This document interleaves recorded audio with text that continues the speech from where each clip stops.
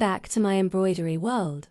In today's design, I'm creating a beautiful floral pattern full of vibrant colors and textures.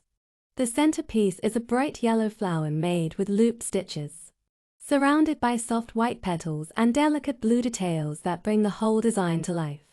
Each leaf is carefully stitched with different shades of green to add depth and balance.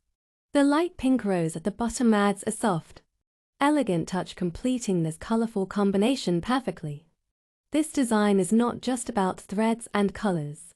It's about patience, creativity, and the joy of turning simple fabric into art.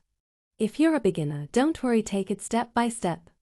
Enjoy the process and soon your hands will create beauty like this too. Don't forget to like, share, and subscribe for more embroidery inspiration. Let's keep stitching together.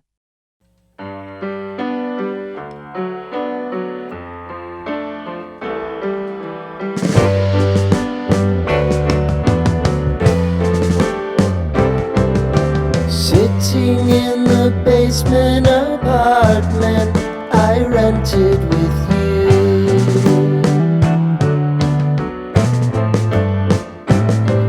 remembering the holiday party we had with the crew.